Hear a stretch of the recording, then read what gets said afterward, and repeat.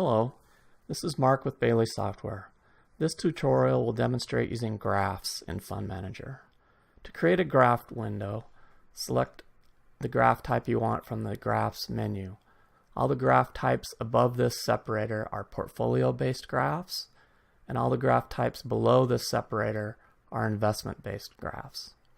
We're going to start off by looking at a cost and price investment-based graph. Here you can see there are currently 4 investments being displayed. You can display 1, 4, or 9 investments in an investment-based graph. Here you can see markers. Markers are shown on top of your plotted data points. The red circle here is indicating a buy transaction. The larger green circle around it is showing an unspecified lot, which is a lot that's still available to be sold. The white triangle here is a sell transaction. The yellow X is a distribution transaction. Here you can see a split marker, and the purple cross is a note for your investment. You can turn on and off the display of markers under the Options menu by going to Markers. You can turn on and off an individual marker type or all of them.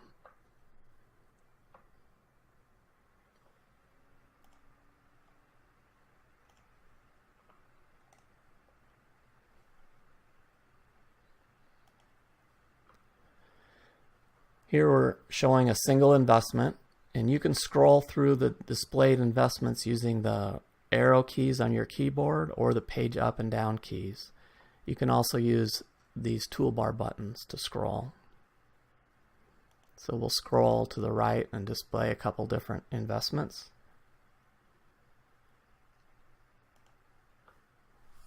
Yields can optionally be displayed above the graphs by turning on View Yields. The yields are displayed here. Yield term lengths can be set under the Options, General Preferences, and the Yields tab.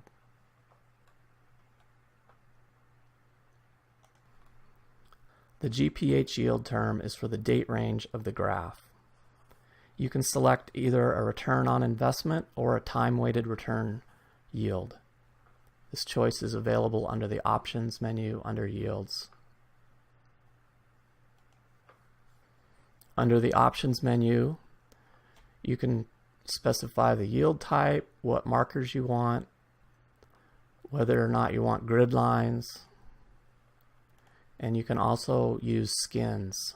Skins allow you to save your preferences of fonts, colors, pen widths, etc., so that you can quickly switch back and forth between different themes. Additional graph options are available under the Graphs menu by going to Options. In the Display dialog box, you can set a wide variety of options. For example, if you wanted to turn off the display of percentage along the right axis, you could turn that off there.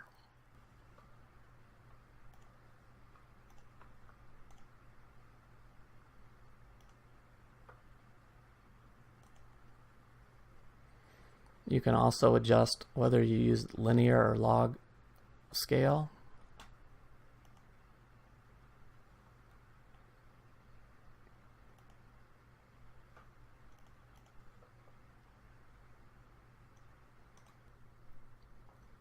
Let's take a look at some of the other graph types available.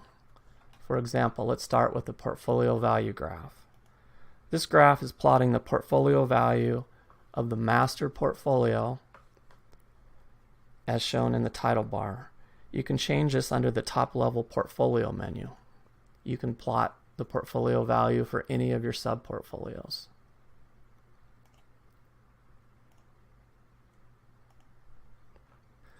The legend here is showing the ending market value and the change from the prior day. In the Advisor version, you can customize this legend text under Graph Options, Legend Text. You can insert any text and any variety of fields into the legend.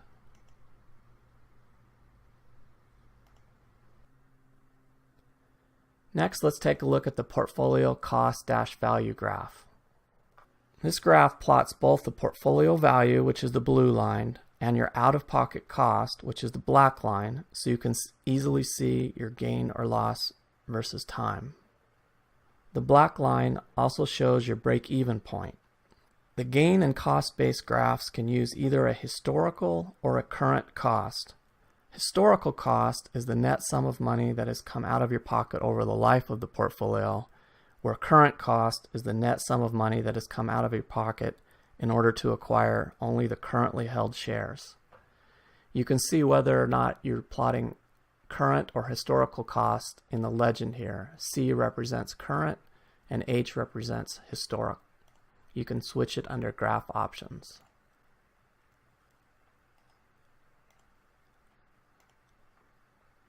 We can also take a look at the portfolio gain graph.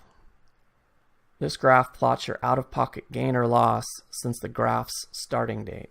It's basically the distance between your cost line and the value line of the previous graph. Next, we'll take a look at the portfolio investment overlay graph. You can use either the value-based version of this graph or there's a price plus distributions version. Let's take a look at the value-based version. This graph overlays your portfolio value with the equivalent value if you had invested the same amount of money in each overlaid investment. To add an overlaid investment, go to Graph Options and choose Overlaid Investments. We'll add the Dow.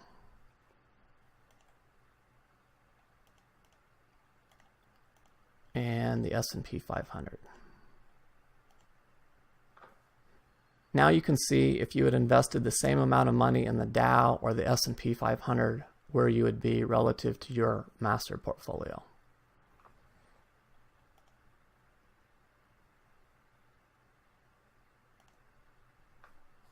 And again, if you want to change what the active portfolio is, just go to the portfolio menu and you can overlay any other sub-portfolio.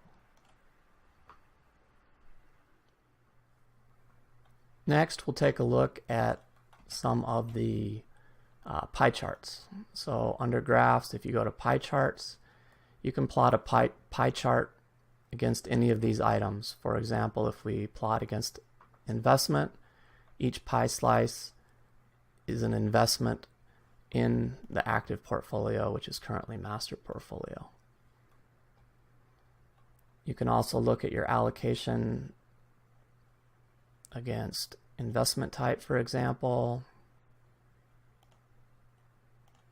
or by sub-portfolio, or any of the other items listed.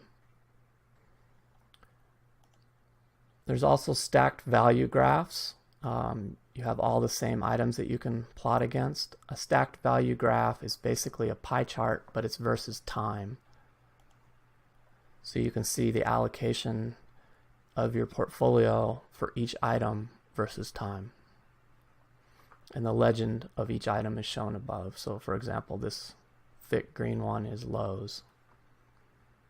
And you can do the same for each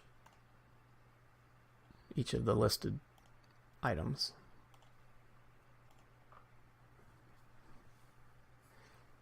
Okay, next we'll take a look at the risk-reward scatter plot. You can look at the risk versus reward for any of these items.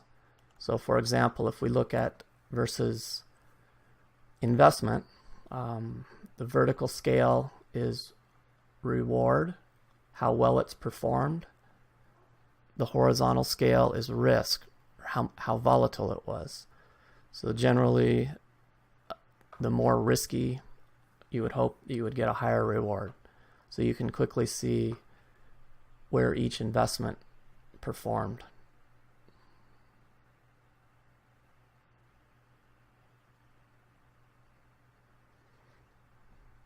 And you can do this same scatter plot for any of these items. Okay, next we'll go down and take a look at the income schedule. You can plot an income schedule by month, quarter, or year. This graph shows your expected income from your investments based off their recorded income properties. So if we go take a look at some of our investments,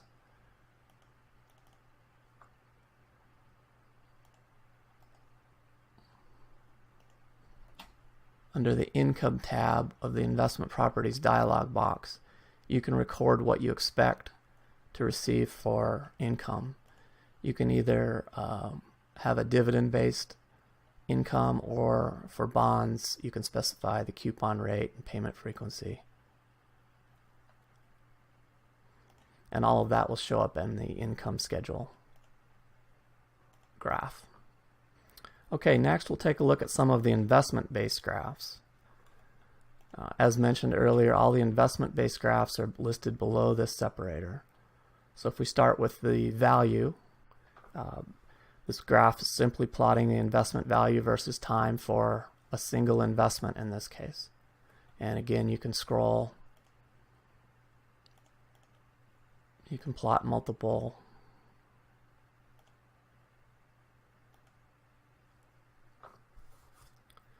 and additional to the value, we'll look at the share price. This is just plotting the per share price of each investment versus time. You can either scroll or you can jump to another investment by just picking it from the list under the investments menu.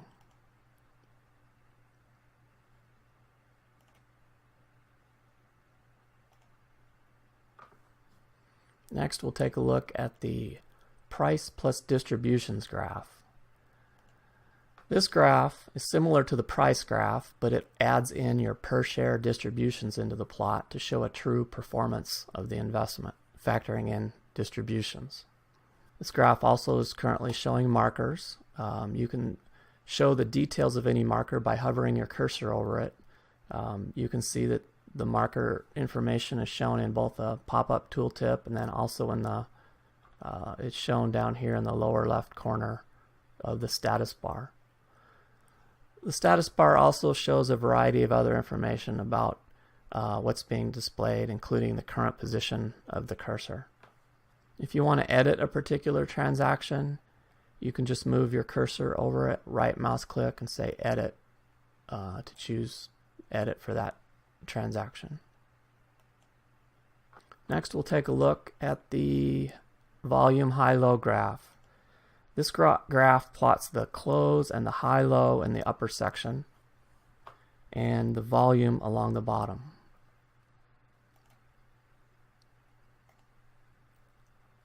Next, we'll take a look at the technical analysis graph. When you change dates, you can either use this drop down, you can use this toolbar button, or you can go to the View Dates dialog box to specify a date. And you can right mouse click on a graph and perform a variety of options. Here we'll change some of the technical analysis details.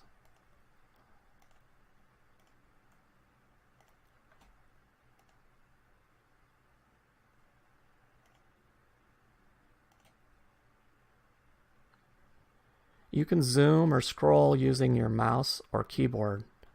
To scroll only in the x-axis, hold down Shift while clicking and dragging the left mouse button. You can also use different cursor types. Here we're using the trackball.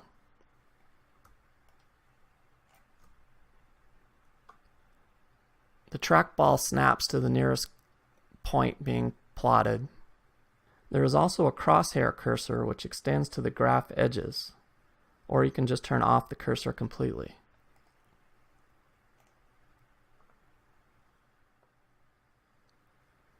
Next, we'll take a look at the investment overlay graph types. This is available as both a plain share price or price plus distributions version. This graph allows you to overlay multiple investments on the same graph so you can compare their relative performance. Again, to add an overlaid investment, just go to the Overlaid Investments dialog box and you can choose any investment that you want to overlay.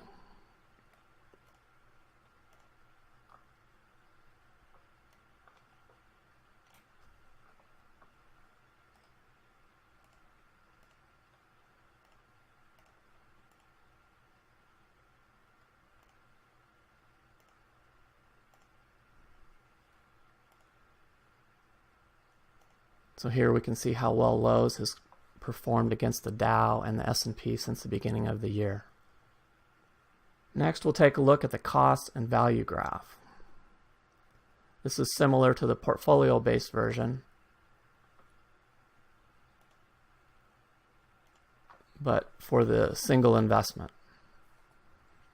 Here in the blue line you can see the value of Lowe's versus time, and here's our out-of-pocket cost for Lowe's versus time. And you can see that the out-of-pocket cost is going down slightly as we receive distributions. So the space between this cost and value graph is our gain, and you can see that we have quite a large gain. If the blue line were to cross the black line, that's where you have reached your break-even point. Next, we'll overlay a share price with a moving average. I should mention there's also an investment-based plot for gain, and we looked at the cost price earlier. Under moving average, you can plot just moving averages, or you can overlay the share price with moving averages. Let's take a look at this for Chef, and we'll look at it for the last year. If you want to add, okay, so the cyan color is the share price, the green is your 5-week moving average, purple is your 20-week moving average. If you wanted to add another moving average, go to the graphs menu, options, and choose the moving average weeks command. And if we wanted to add a 50-week moving average, we can just select it here, and you can customize these to whatever you want. You can display up to 6 moving averages.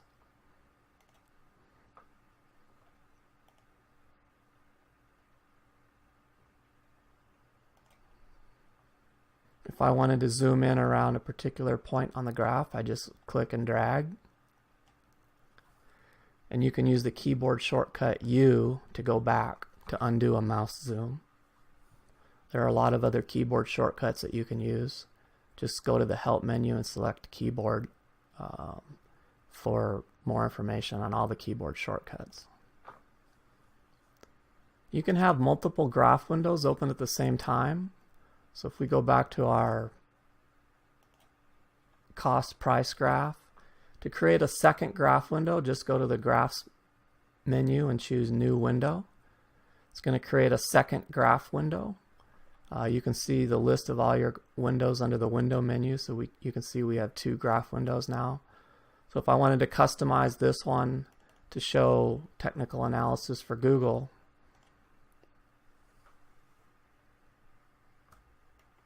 I could do that. And then if I wanted to switch to my other graph window, you can see it's still there. You can use the tile and cascade commands to show all your windows at the same time.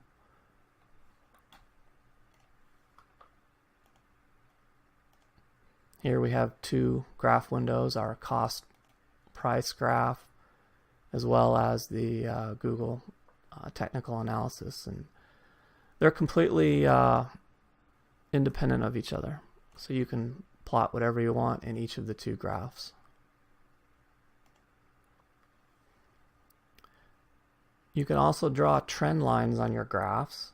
To draw a trend line, you hold down the Control and the Shift key at the same time while clicking and dragging. You can add as many trend lines as you want.